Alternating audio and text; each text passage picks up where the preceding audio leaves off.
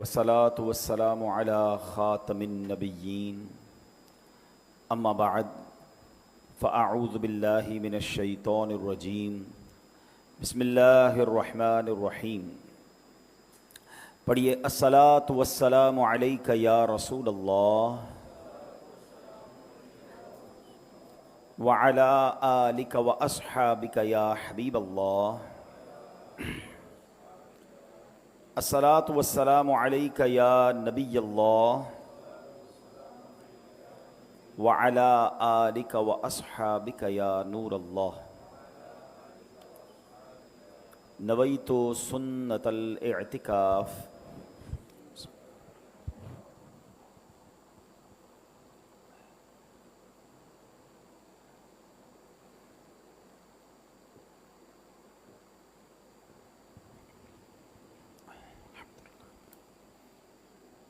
प्यारे प्यारे इस्लामी भाइयों, जब भी मस्जिद में दाखिल हुआ करें याद करके एतिकाफ़ की नीयत कर लिया करें।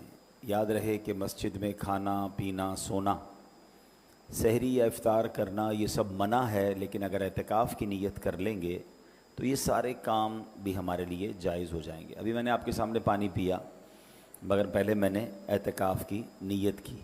अगर बग़ैर नीयत किए हम ये पानी पीते तो ये जायज़ ना होता, बाज़ सूरतों में ये गुनाह हो जाता।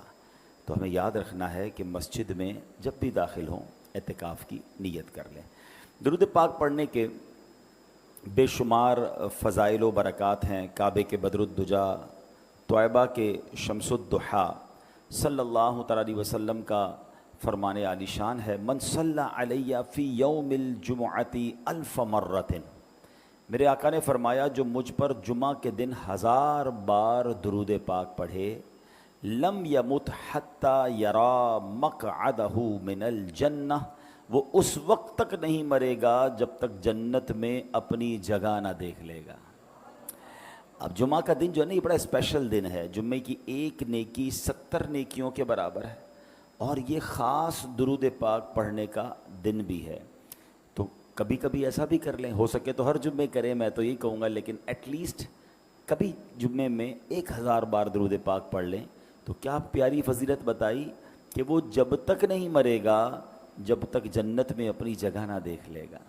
एक और हदीस हम तकरीबन जब मैं होता हूँ हर जुम्मे को सुनते हैं कि प्यारे आका अलैहिस्सलातु वस्सलाम फरमाते हैं, जिसका मज़मून है कि जो जुमा के दिन 200 बार दुरूद पाक पढ़े उसके 200 बरस के गुनाह मुआफ़ कर दिए जाते हैं।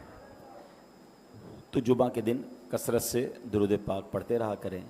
आज अल्हम्दुलिल्लाह जुमा का दिन भी है और यौम तशक्कुर भी है, शुक्राने का दिन भी है कि रब्ब करीम ने हमारे इस प्यारे वतन को जो दुश्मनों पर फतह नसीब फरमाई, हम इस पर अल्लाह का शुक्र अदा करते हैं और अल्लाह से ये दुआ भी करते हैं कि मौला इस वतन की हमेशा हिफाजत रखना, इसकी सरहदों की हिफाजत रखना।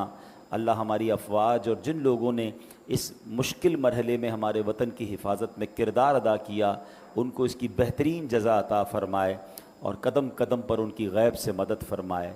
और यहाँ एक और बात भी हमें सीखने को मिलती है कि जिस तरह के हालात पिछले दिनों हुए और जो हमारी कैफियत थी, उसमें ये अंदाज़ा होना चाहिए कि ये वतन कितनी बड़ी नेमत है। तो हमें अपने वतन की कदर भी करनी है, क्योंकि आज़ादी जो है ना, ये बड़े नसीब वालों को मिलती है। हमने तो खैर ये सारे मामलात नहीं देखे, बुज़ुर्गों ने जो बताया कि पहले जो मामलात थे और ये वतन बनने के बाद मुसलमानों को जो आसानी मिली है, तो हमें इस वतन की कदर करनी चाहिए, इसकी फ़लाह व बहबूद में, इसकी तरक्की में अपना किरदार अदा करना चाहिए। कभी भी ज़िंदगी में ऐसा काम ना करें कि जिसकी वजह से हमारे वतन की बदनामी हो, बल्कि हमारी वजह से हमारे वतन का नाम रोशन हो। हम फिर अल्लाह से दुआ करते हैं कि अल्लाह हमारे वतन को शाद व आबाद फरमा, इसकी सरहदों की हिफाजत फरमा, इसमें बसने वालों पर अपना खुसूसी फ़ज़ल व करम फरमा, सब के रिज़्क़ के हलाल में, कारोबार में खूब बरकतें नसीब फरमा। ये अल्लाह के राज़ों में से एक राज वतन है जो हमें 27 रमज़ान को मिला है। ये वतन ख़त्म होने के लिए नहीं, ये इंशाअल्लाह बाकी रहने के लिए बना है। बस अल्लाह करे कि हम अपने वतन के खैर खा बने और अपने वतन की तरक्की में अपना किरदार अदा करें। अब आगे चलते हैं। आज जो हमारा बयान, हम हर जुमे को जो बयान करते हैं, उसमें जो हमारा टॉपिक होता है, हम कोशिश करते हैं कि कुरान मजीद फ़ुरक़ान हमीद की कुछ आयतों की तिलावत اور پھر اس کی ترجمہ اور اس کو تفسیر کو سمجھیں. قرآن کی باتیں ہم الحمدللہ سیکھتے چلے جاتے ہیں. آج بڑا پیارا موضوع ہے. آج اللہ کریم نے ایک شہر کی قسم ارشاد فرمائی ہے. اب رب کریم قسم ارشاد فرمائے. پہلے تو ایک بات یاد رکھیں کہ اللہ کریم جو فرمائے وہ حق ہے. رب سے زیادہ کون سچا ہے اس رب کریم. لیکن جب قسم ارشاد فرما دے تو اس کا مطلب یہ ہے کہ یہ بات کتنی امپورٹنٹ ہے اور کتنے مبارک شہر کی بات ہو رہی ہے. اللہ اکبر. دیکھیں ذرا سمجھیے گا, ہم کسی بات کو منوانے کے لیے, کسی بات کو یقین دلانے کے لیے ہم کہتے ہیں اللہ کی قسم ہیں, کیونکہ ہم مخلوق ہیں, رب خالق ہے. ہم غلام ہیں, اللہ مالک ہے. ہم رزق کے محتاج ہیں, رب عطا فرمانے والا ہے. تو ہم جب بھی قسم کھائیں گے اپنے سے بلند رتبہ کی قسم کھائیں گے نا, ہم کہتے ہیں اللہ کی قسم. اللہ اکبر. لیکن جب اللہ پاک قسم ارشاد فرماتا ہے تو یہاں یہ بات نہیں ہوتی, بلکہ اللہ پاک قسم ارشاد فرماتا ہے اس لیے کہ جس بات کی قسم کھائی جا رہی ہے سوچو وہ کتنی اونچی شان والی ہے, کتنی اہمیت والی ہے. اللہ قرآن میں فرماتا ہے وَمَنْ أَصْدَقُ مِنَ اللَّهِ قِيلًا, اور اللہ سے زیادہ کس کی بات سچی ہے. اب آپ سوچ رہے ہوں گے ایسا کون سا شہر ہے جس کی رب عز و جل نے قسم ارشاد فرمائی. اللہ اکبر. اب ذرا سنیے گا, اللہ کریم قرآن مجید فرقان حمید میں ارشاد فرماتا ہے شہر, سورت کا نام بھی بلد ہے. بلد کہتے ہیں شہر کو, اور یہ پارہ نمبر 30 میں ہے اور اس کی آیت نمبر 1 اور 2.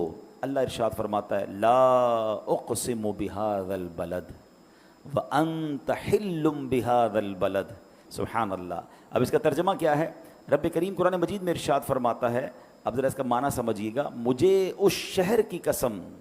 اے ہائے ہائے, کون سے شہر کی؟ ابھی ذرا آگے سنیں گے. یہاں یہ قسم جو ارشاد فرمائی جا رہی ہے نا, اس کا مطلب ہے کہ اے محبوب مجھے کس شہر کی قسم؟ شہر مکہ کی قسم. یہاں بات ہو رہی ہے شہر مکہ کی. اور دیکھیں نا, یہ آج کل حج کے دن ہیں, دنیا بھر سے لوگ حج پر جا رہے ہیں اور خوشی خوشی احرام پہن کر اپنے رشتہ داروں سے مل کر سوئے حرم سفر کر رہے ہیں. حج کا سفر نصیب والوں کو نصیب ہوتا ہے. اب فلائٹس بھی شروع ہو گئی ہیں, بلکہ مکہ پاک حاجی پہنچنا بھی شروع ہو گئے ہیں.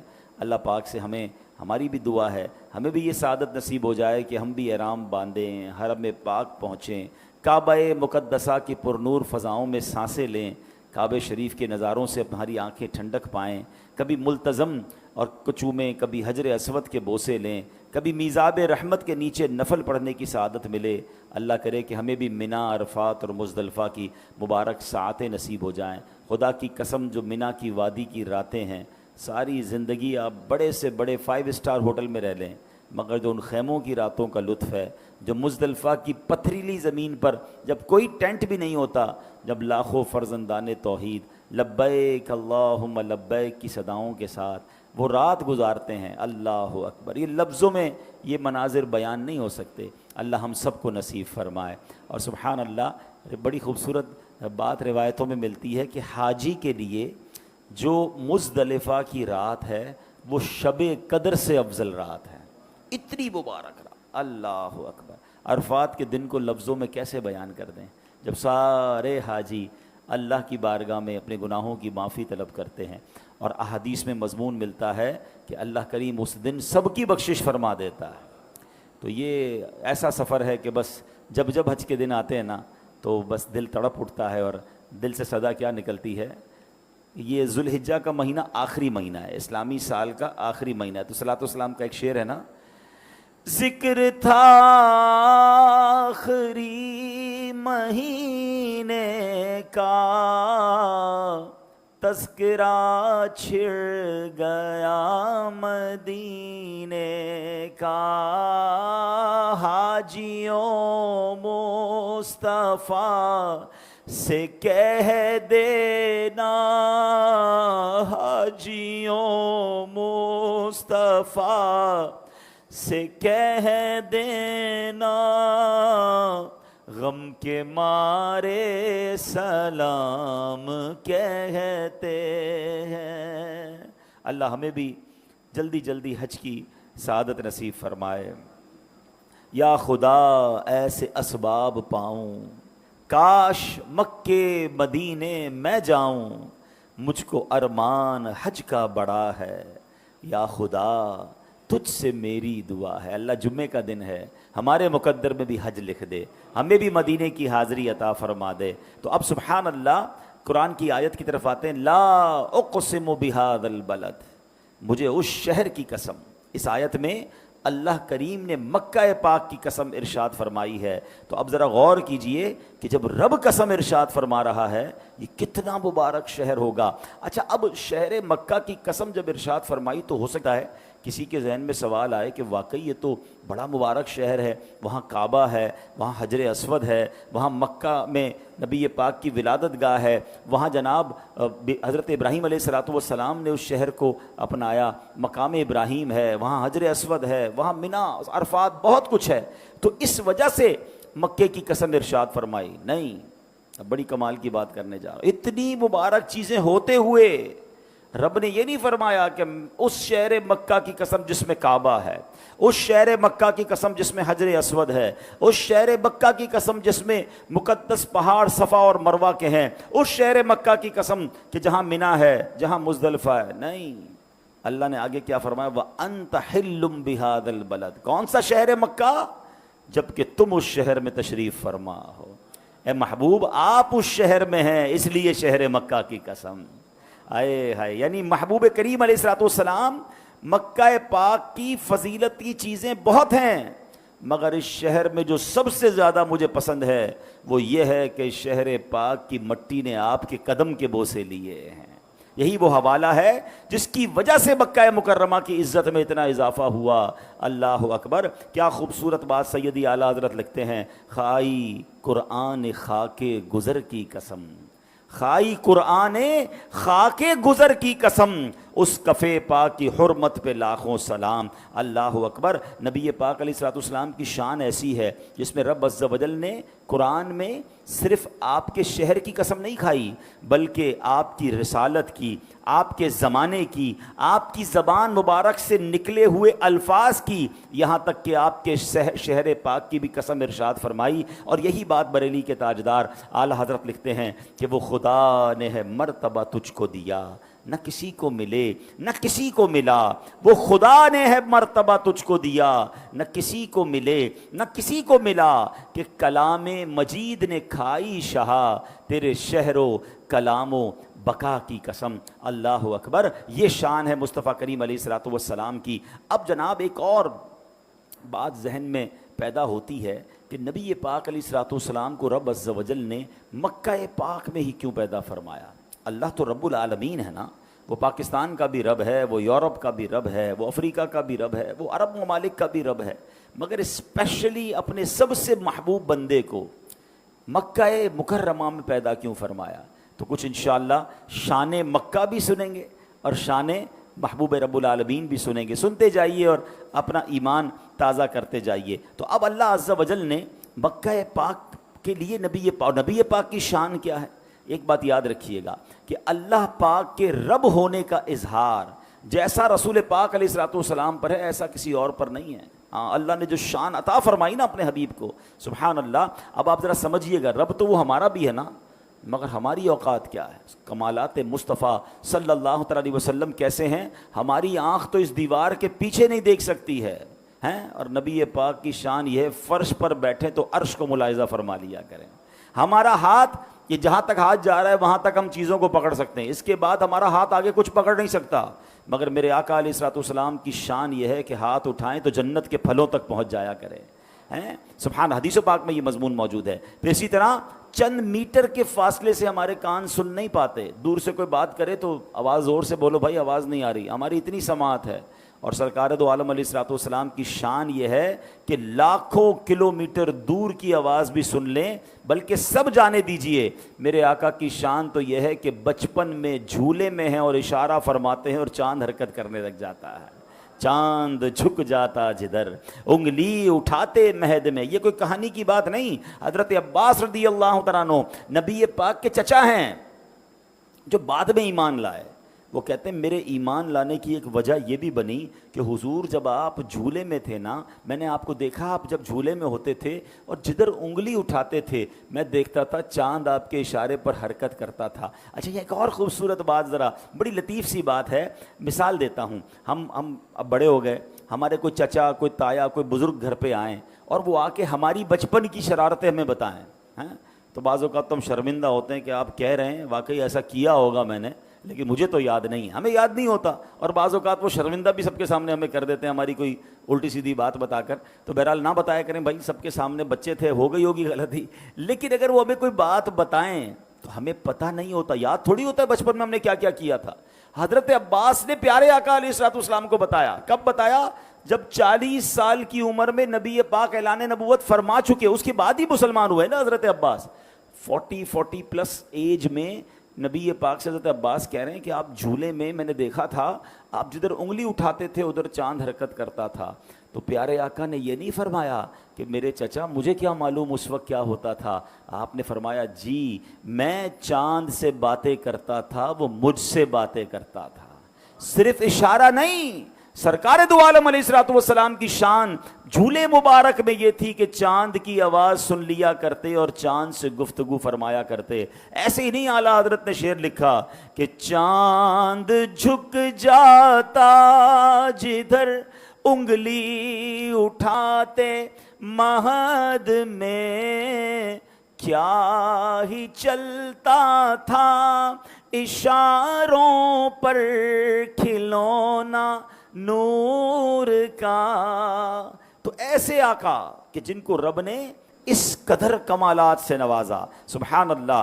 اب ذرا نبی پاک سے رب کا پیار دیکھیں، اللہ نے کئی مقامات پر قرآن میں کس طرح اپنے محبوب سے بات کی۔ رب کا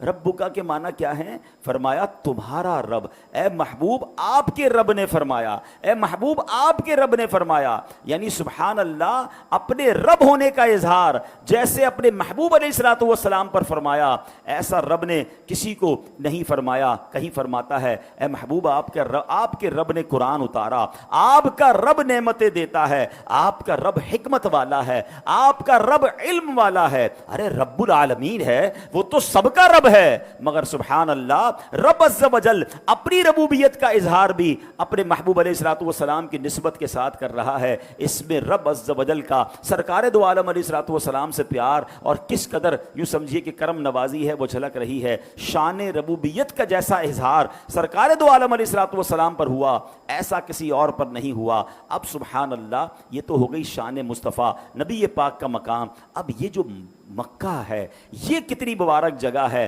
سبحان اللہ۔ دیکھیں نا رب تو ساری کائنات کا رب ہے، مگر رب نے اپنے رب ہونے کا شہر مکہ کی طرف کیسے اظہار فرمایا۔ رب قرآن میں فرماتا ہے رب ہذہ البلدہ، اس شہر مکہ کے رب، یعنی رب نے اپنے آپ کو مکے کا رب فرمایا۔ اس سے پتہ چلتا ہے کہ اللہ پاک کی ساری زمین پر شان ربوبیت کا جو اظہار ہے وہ جیسا مکہ پاک پر ہوا ہے ایسا کسی اور شہر پر نہیں ہوا۔ یہ مکہ ہی تو تھا جو بالکل بے آباد تھا، یہاں پانی کا نام و نشان نہیں تھا، یہ بنجر زمین تھی، یہاں پرندہ بھی پر نہیں مارتا تھا، مگر جب رب نے اپنی شان ربوبیت کا اظہار کیا، بہت ہی فضیلت والے نبی اپنے دوست حضرت ابراہیم علیہ نبینا علیہ الصلوۃ والسلام کو کیا حکم دیا کہ اپنے دودھ پیتے بچے اور بی بی ہاجرہ اپنی زوجہ کو اس بیابان میں چھوڑ کر آ جاؤ، اور اللہ اکبر پھر ایسا پیارا چشمہ جاری ہوا۔ طویل واقعہ آپ نے سنا ہوگا کہ کس طرح ان کو پیاس لگی، وہ روئے، وہ گر گڑائے، اور اس کے بعد زمزم کا کنواں جاری ہوا، چشمہ جاری ہوا، لوگوں کے دل اب مکے کی طرف کھنچنے لگے۔ ایک بات یاد رکھیے گا، جہاں پانی ہوتا ہے وہاں زندگی ہوتی ہے، پانی آ گیا تو اب لوگ بھی آنے لگے۔ اور پھر اب کیا حال ہوا، اللہ نے کیسی شان ربوبیت کا اظہار کیا کہ جہاں مکے میں پرندہ پر نہیں مارتا تھا، آج حال یہ ہے کہ کروڑوں لوگ وہاں جانے کو ترس رہے ہیں. کبھی کبھی گورنمنٹ کو روکنا پڑتا ہے کہ بھائی اب ویزا نہیں ملے گا, اب پورا شہر فل ہو چکا ہے, اب جناب تھوڑے عرصے بعد کوٹا دیا جائے گا. اندازہ کیجئے یہ رب نے کیسا آباد کیا, اپنی شان کا کیسا نظارہ ہمیں دکھایا کہ اب سال کا کوئی دن, کوئی لمحہ ایسا نہیں ہوتا جب طواف جاری نہ ہو, مکہ آباد نہ ہو. اللہ اکبر. تو اب ذرا سوچئے کہ ایک ایسی شخصیت ہے کہ جس پر شان ربوبیت کا سب سے زیادہ اظہار ہوا, ایک ایسا شہر ہے جس پر رب نے اپنی شان ربوبیت کا سب سے زیادہ پوری دنیا میں اظہار کیا, تو رب نے پھر اپنے محبوب کو مکہ مکرمہ میں پیدا کیا. اس سے اندازہ ہوتا ہے کہ مکے کی شان کیسی ہے. لا اقسم بہذا البلد وانت حل بہذا البلد. کیا فرمایا رب نے؟ مجھے اس شہر کی قسم جبکہ تم اس شہر میں تشریف فرما ہو. اچھا, مکہ مکرمہ کے بارے میں ایک اور بات سنیے تاکہ مزید شوق پیدا ہو اس مبارک شہر کی طرف جانے کا. ہمارے آقا علیہ الصلوۃ والسلام کیا ہیں؟ رحمت للعالمین. نبی پاک کون ہیں؟ رحمت للعالمین, تمام جہانوں کے لیے رحمت بن کر تشریف لائے. ایک بڑی کمال کی بات بتاؤں, پیارے آقا جب سے تشریف لائے نا دنیا میں, عذابات آنا بند ہو گئے ہیں. پہلے کی قوم پر بڑے عذاب آتے تھے, پتھر برستے تھے, آگ برستی تھی, پوری پوری قوم غرق کر دی جاتی تھی.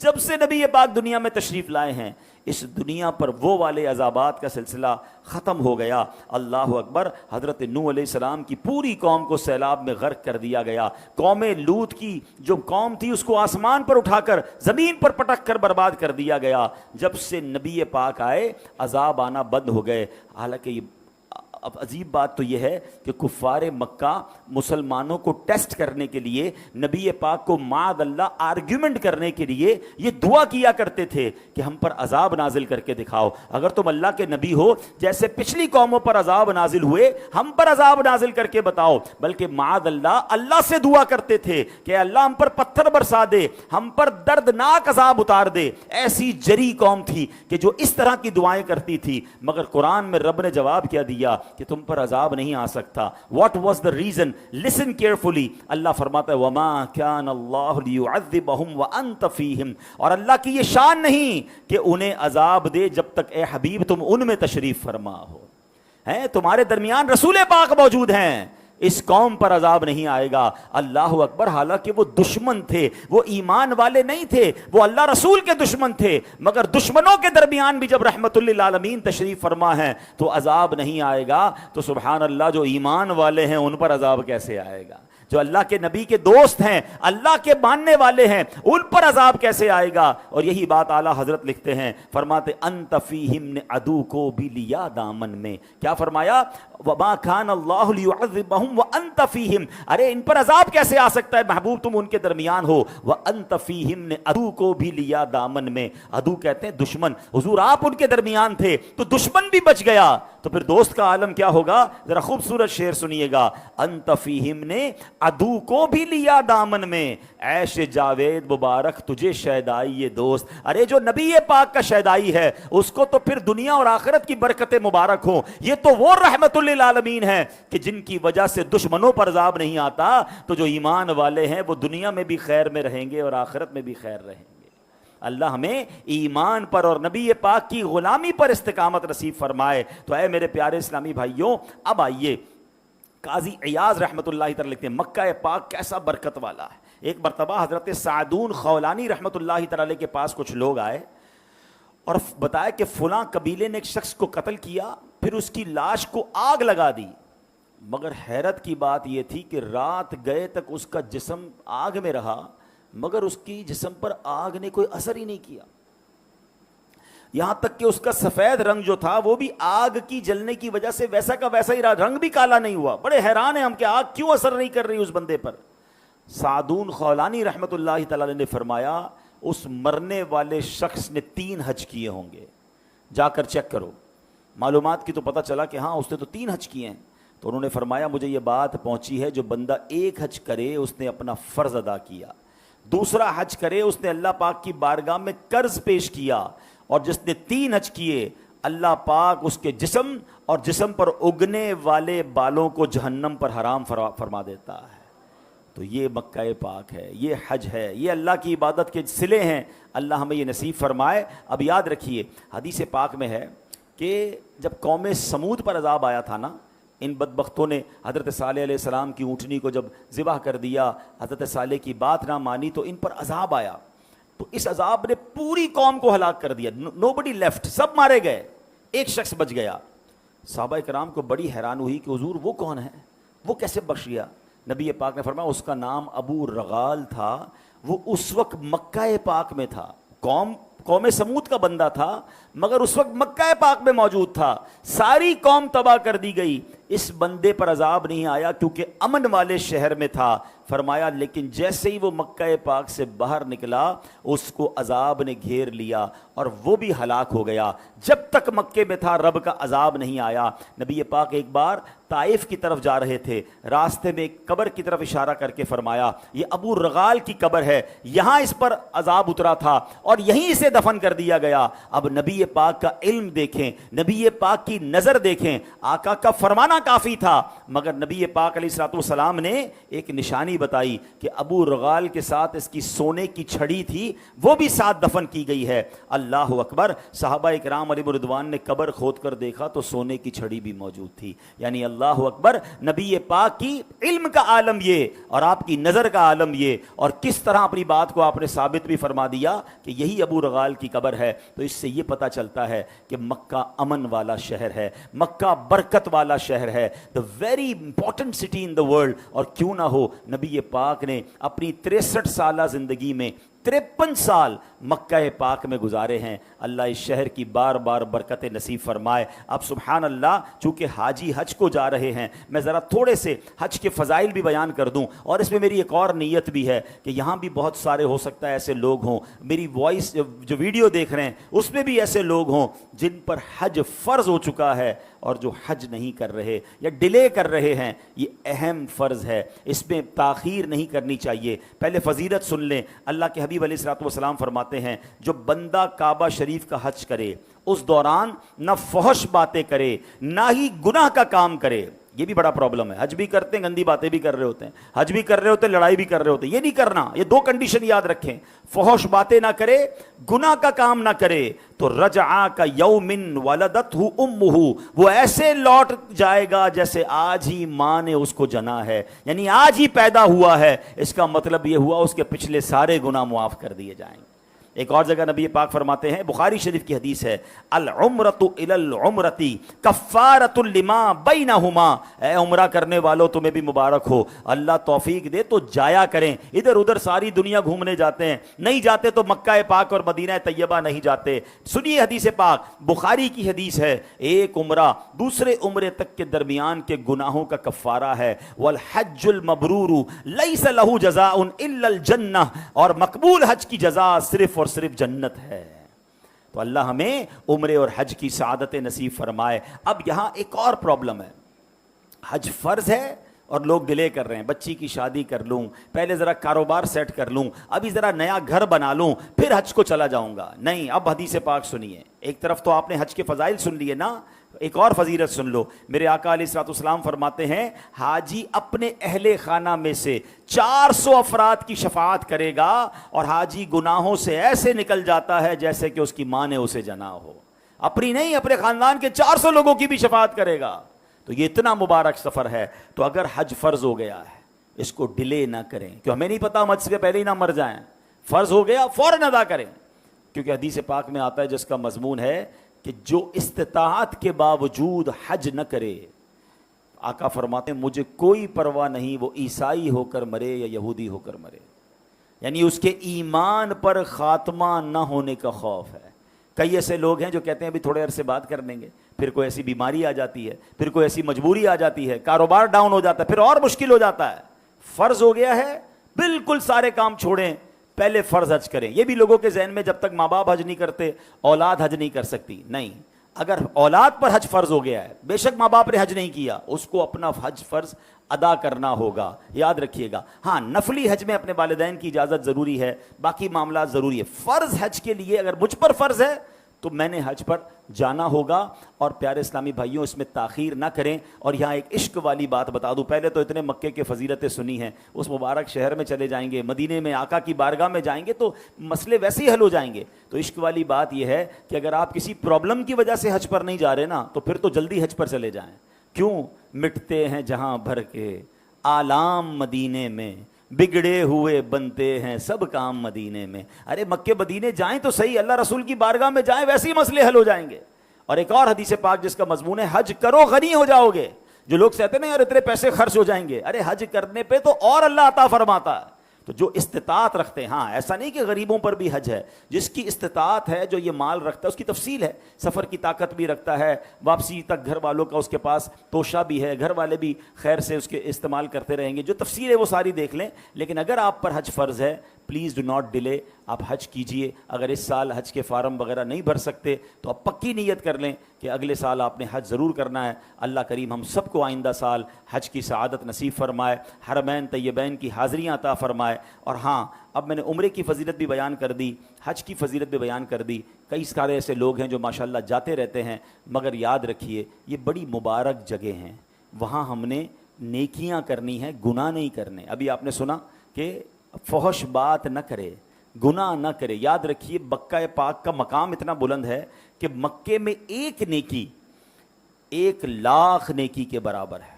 سبحان اللہ. آپ سوچیں ابھی آپ نے کیا کہا, سبحان اللہ دوبارہ کہیے. اگر یہی مکے میں کہے نا تو 1,00,000 سبحان اللہ کہنے کا ثواب ملے گا. پاکستان میں 1,00,000 بار سبحان اللہ کہنے میں کتنا ٹائم لگے گا؟ یہاں 2 رکعت نفل پڑھیں اور مکے میں 2 رکعت نفل پڑھیں تو 1,00,000 یعنی 2,00,000 نفل ہو جائیں گے, ملٹی پلائی بائی 100,000. تو بتائیں ادھر کرنا کیا چاہیے؟ صرف نیکیاں. لیکن چونکہ مقام بلند ہے نا تو ایک گناہ بھی 1,00,000 گناہ کے برابر ہے.